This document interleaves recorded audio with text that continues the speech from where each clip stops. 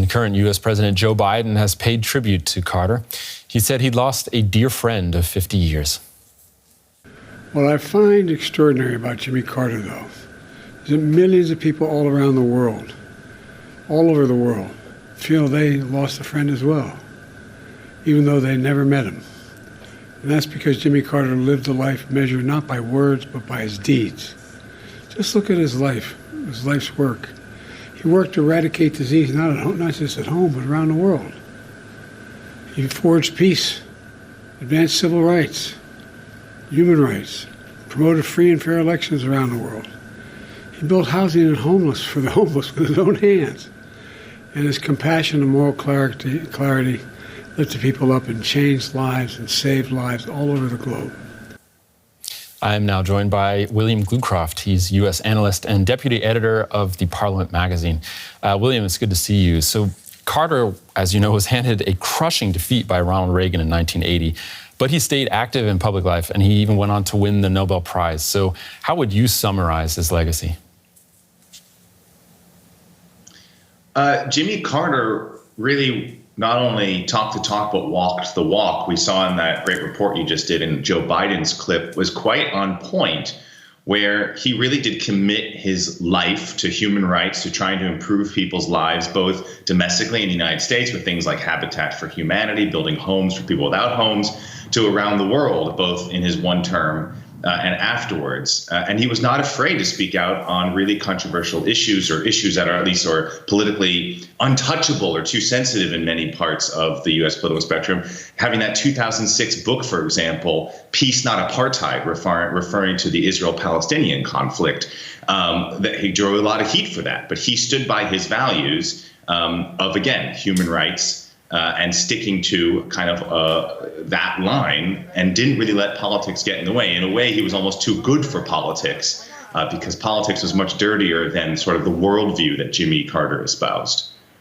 And it was events in Iran that led to his unpopularity in the U.S., but he also had some major foreign policy achievements, didn't he?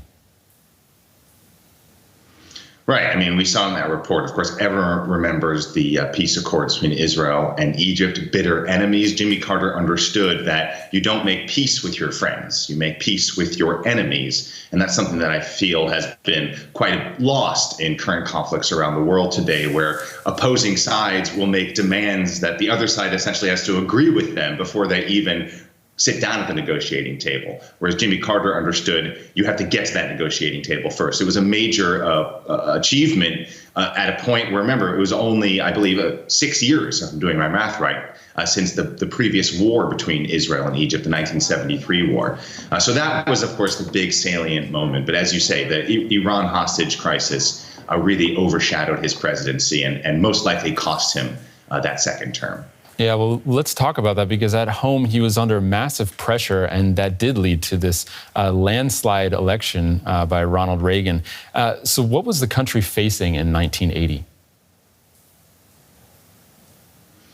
Right. Well, the Iran hostage crisis was a big deal, of course, back then. And I said, Jimmy Carter was almost too good for politics. And what I mean by that is this was a great case where his values and the political realities really clashed, because the United States supported the Shah of Iran, a dictator, a brutal dictator who was no friend of human rights. And yet the United States stuck by him, and Jimmy Carter stuck by the Shah of Iran, which undermined his credibility in Iran and facilitated that Islamic revolutionary backlash that led to the hostage crisis. And Ronald Reagan, who himself was an actor, very good on screen, very good with words, was able to maximize that. And the other side is that Jimmy Carter was probably the last truly religious democratic president. He embraced his faith very deeply. He was a born-again Christian, something that these days we only see on the conservative or right side of the U.S. spectrum. And there was a conservative religious backlash to his progressive religious views.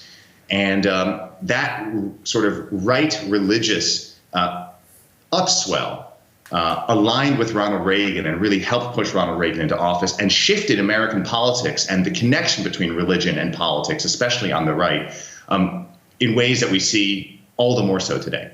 Yeah, it is hard to imagine someone like Jimmy Carter becoming president again in the United States, at least now. U.S. analyst William Glucroft, thank you.